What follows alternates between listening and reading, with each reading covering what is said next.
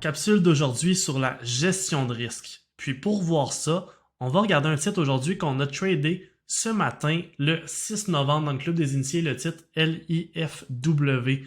Donc, il nous a donné plusieurs belles opportunités, vraiment un titre super intéressant qui est monté à 300-400% de hausse là, dans la matinée. Donc, vraiment de belles opportunités pour le day trading ce matin.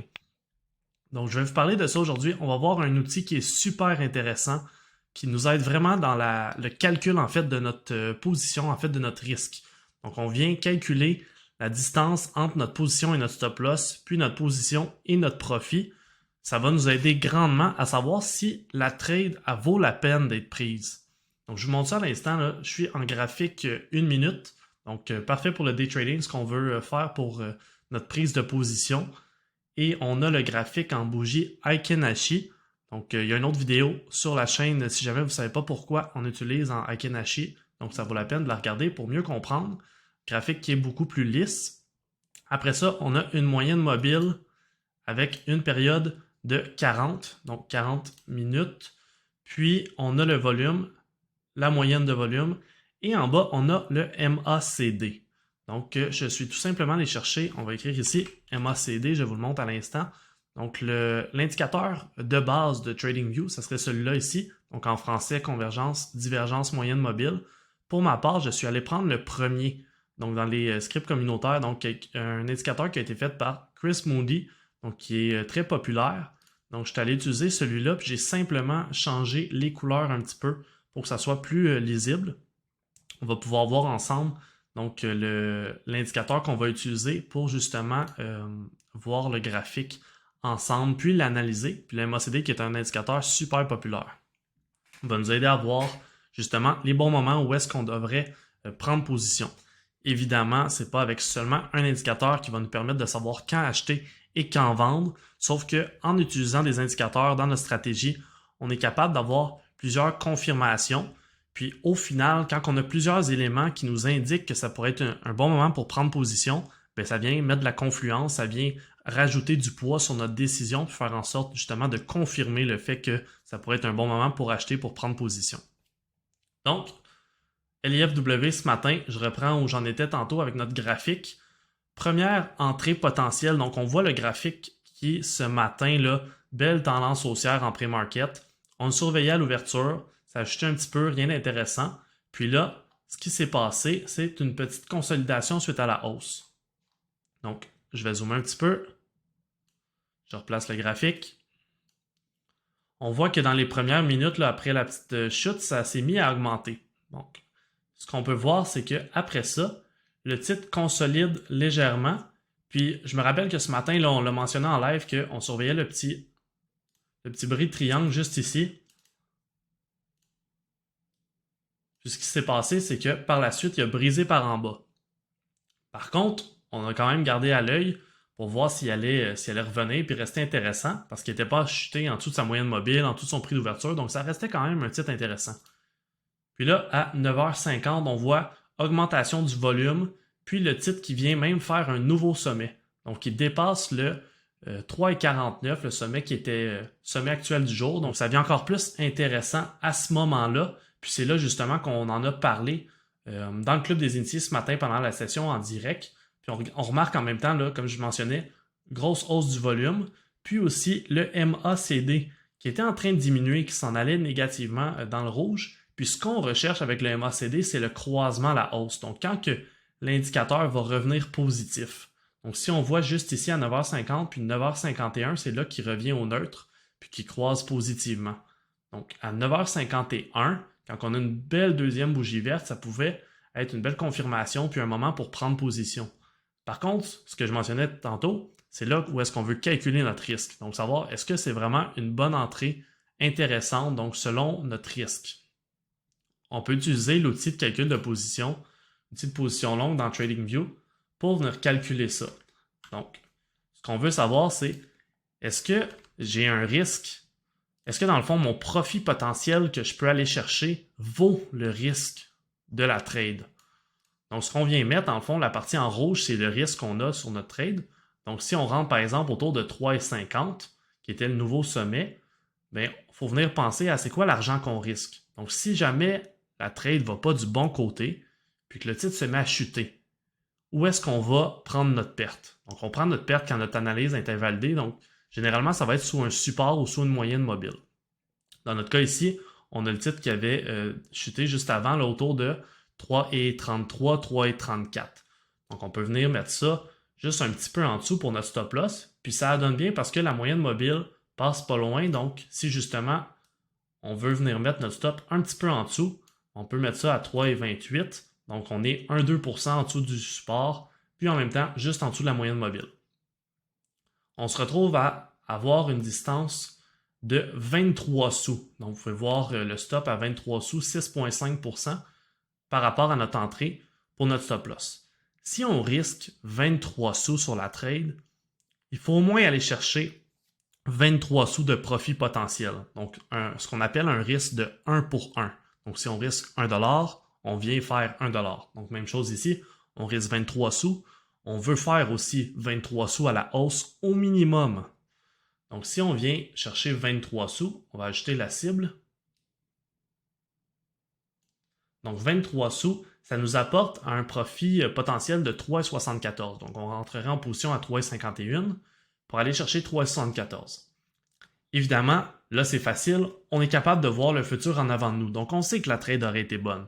Mais en temps et lieu, donc si je recule un petit peu mon graphique, puis que je mets mon outil de position longue, ben, je ne sais pas si la trade va être bonne. Quand on arrive ici et qu'on calcule, on voit notre prise de position potentielle, qu'on estime justement le risque qu'on a, puis le profit potentiel qu'on veut aller chercher.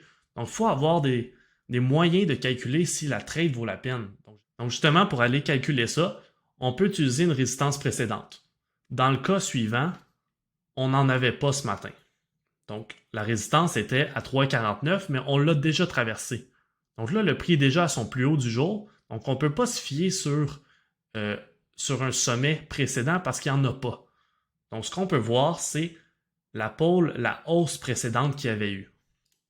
Donc, dans notre triangle, quand le titre avait monté, qui était parti de 3,17 jusqu'à 3,50 à peu près, donc ça nous donne une trentaine de sous à aller chercher potentiellement. Donc, si on a notre calcul ici, donc une trentaine de sous à 3,40, ben, ça nous arrive environ à 3,75. 30-35 sous vient à ce niveau-là. Donc, on peut voir que si la pole vient s'ajouter ici, c'est pas tout à fait au breakout, il y a une petite consolidation, mais on peut quand même prendre en considération la longueur de la pole. Ben, on a notre ratio approximativement de 1 pour 1. Donc, on voit que le profit est intéressant pour la perte potentielle qu'on pourrait avoir. Donc là, justement, tous les éléments sont alignés. On a la confirmation de nos indicateurs, de notre volume. C'est là, à ce moment-là, qu'on prend position. Puis vous voyez, là, j'ai pris plusieurs minutes pour vous expliquer tout ça. Mais quand on est en day trading le matin, je vous rappelle, c'est des graphiques 1 minute. Donc la bougie, elle dure 60 secondes. Puis après ça, il y a une autre bougie suivante qui rouvre. Donc, ça avance très vite dans le temps. Donc, toute cette réflexion-là que j'ai faite avec vous, il faut être capable de la faire rapidement en l'espace de quelques secondes. C'est ça qui rend aussi le day trading très difficile parce que il faut être en mesure de prendre nos décisions rapidement tout en restant dans l'analyse des graphiques et non dans « Ah, est-ce que je pense que ça va monter? Qu'est-ce qui va se passer par la suite? » Non, il faut vraiment avoir un plan, puis une stratégie, puis c'est ça qui fait en sorte que une fois qu'on sait c'est quoi notre plan, nos indicateurs, quand est-ce qu'on rentre au bon moment, selon notre analyse, selon nos indicateurs, bien là, ça se fait automatiquement. Puis, ce qui est à travailler après ça, c'est justement la gestion de notre risque, puis la gestion de nos émotions à travers notre trade. Mais pour l'entrée, la prise de position, avec notre ratio 1 pour 1 minimum, c'est ça qu'il faut être en mesure de faire avant. Puis surtout, rapidement. Donc là, une fois qu'on est en position, qu'on a notre ratio minimum 1 pour 1, c'est sûr que si on débute dans le trading, je voudrais évidemment de faire ça en simulation, mais c'est de commencer en faisant des sorties complètes. Donc avec un ratio minimum au moins de 1 pour 1. Puis une fois qu'on acquiert de l'expérience au fil des semaines, au fil des mois, à faire de la simulation, puis que ça va mieux, qu'on applique notre stratégie avec discipline, qu'on ne fait pas d'erreur, on n'enlève pas notre stop loss. Mais là, une fois que ça va bien, on peut commencer à vouloir faire des sorties partielles. Donc, seulement sortir une partie de notre position. Donc, par exemple, justement, à 3,74, quand on a atteint notre ratio de 1 pour 1, on pourrait vendre seulement 50% de notre position. Parce que, pourquoi on ferait ça en fait? C'est parce que le graphique est encore beau en ce moment. Donc, on a encore des bougies vertes, on a un volume qui est encore intéressant au-dessus de la moyenne, puis on a le MACD aussi qui est en augmentation. Donc, pour l'instant, quand on regarde vite comme ça, de 9h51 à 9h54, il n'y a rien qui nous indique vraiment que le titre pourrait revirer de bord puis planter. Évidemment, la bourse, il n'y a aucune certitude, donc ça pourrait arriver. C'est pour ça qu'on a notre stop loss.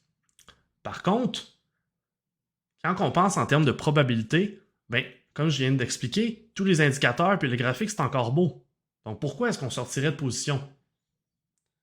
C'est là où est-ce que justement, on peut garder un 50% de notre position initiale. Donc si par exemple, on achète 200 actions, ben, on en vend 100, puis les 100 autres actions, on les laisse là, puis on laisse le graphique aller, on laisse le temps aller pour voir si justement on peut aller chercher un petit peu plus de profit.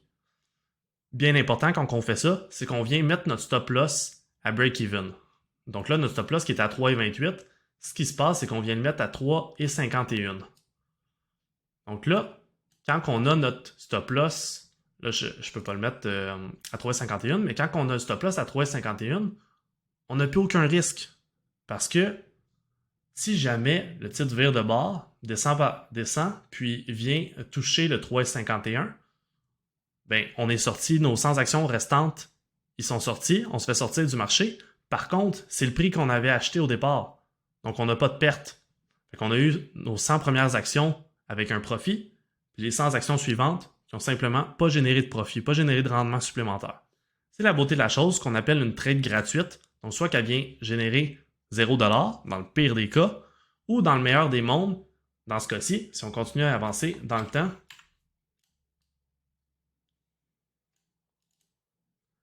vous pouvez voir que le titre est monté jusqu'à peu près à 4,65. Là, si on est plus stressé ou qu'on fait des sorties complètes ou qu'on n'a pas vraiment connaissance de la gestion de notre risque ou de la sortie partielle, ben, on vient de perdre une grosse opportunité d'aller chercher beaucoup plus de profit.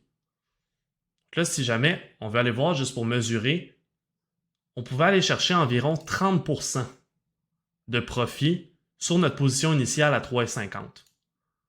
Donc tantôt, on avait à peu près 6,5% si je me souviens bien exactement. Donc on avait 6,5%. Mais là, il y a une possibilité d'aller chercher 30%. Donc, évidemment, en trading, on ne sera jamais capable d'acheter au plus bas puis de vendre au plus haut. Par contre, comme j'explique un petit peu depuis tantôt, c'est qu'il y a des moyens d'aller chercher un peu plus de profit selon notre stratégie et selon la gestion de notre risque. Ce qu'on peut faire justement pour la deuxième partie de notre position, donc les 100 actions restantes, c'est se dire, bon, ben, je vais vendre quand je vais atteindre 10% de profit ou quand je vais atteindre 15% ou 20%. Donc, certains chiffres ronds qui peuvent être utilisés. Ou encore, je peux me dire que je vais aller prendre mes profits quand le titre va atteindre 4$. Donc, je vais mettre mon ordre de vente peut-être à 3,98$, 3,99$ au cas où il arrêterait à 4$. Ça peut être une autre façon de faire. On fait juste calculer ici. Si par exemple on sort à 3,99$, on vient chercher presque 14% de profit sur la deuxième partie de notre position. Donc plus que le double de ce qu'on avait initialement. Donc vous voyez que quand on commence à faire des sorties partielles, il y a un potentiel d'aller chercher plus de profit. Évidemment, comme je mentionnais tantôt, si on débute en trading, donc on est encore à l'apprentissage des graphiques, des chandeliers japonais, des figures chartistes, des indicateurs, on n'a pas encore trop de stratégie, on est en train de tout tester ça puis essayer de comprendre ça, mais c'est peut-être pas la prochaine étape pour vous présentement. Donc les sorties partielles, ça vient un petit peu plus tard, quand on a justement tout compris ça, qu'on est capable de transiger, de comprendre bien la plateforme TradingView, comment entrer en position, quand prendre nos profits, ou positionner notre stop loss. Donc, tous ces éléments-là doivent être bien maîtrisés. Puis, une fois que tout ça c'est fait, bien là, après ça, on peut implémenter les sorties partielles dans notre trading. C'est vraiment une belle addition qu'on peut faire, justement, parce que ça vient permettre des trades gratuites, comme je mentionnais tantôt, qui enlève un petit peu aussi le stress. Donc, quand on est en position, parfois, un petit stress un peu, même si notre plan est bien établi, on peut avoir un petit stress de, bon, ben, crime, la trade, elle va-tu finir gagnante, elle va-tu finir perdante? On n'a aucun contrôle sur les marchés, donc on ne sait pas. Mais quand on met notre stop loss à break-even, donc à 3,51 ici, ben là, notre risque il vient nul. Parce que là, ben, si jamais ça va pas bien, pire qui va arriver, c'est qu'on va avoir une trade de break-even. Donc 0$ de gain, 0$ de perte. Mais dans le meilleur des mondes, si le titre continue à monter, ben on va aller chercher plus de profit. Donc ce qui est vraiment une belle chose, puis c'est ça qu'on veut. Je veux dire, on fait du trading pourquoi? Parce qu'on veut faire de l'argent. Donc, je vous invite à tester ça en simulation, les sorties partielles, la gestion de risque, l'outil de position longue dans TradingView aussi qui est super utile. Puis, n'hésitez pas si vous avez des questions aussi, ça va me faire plaisir. J'espère que la vidéo vous a aidé, que vous avez trouvé ça pertinent. N'hésitez pas à nous donner vos commentaires aussi, ça nous fait plaisir. Puis surtout, likez la vidéo, abonnez-vous à la chaîne et on se revoit dans une prochaine capsule.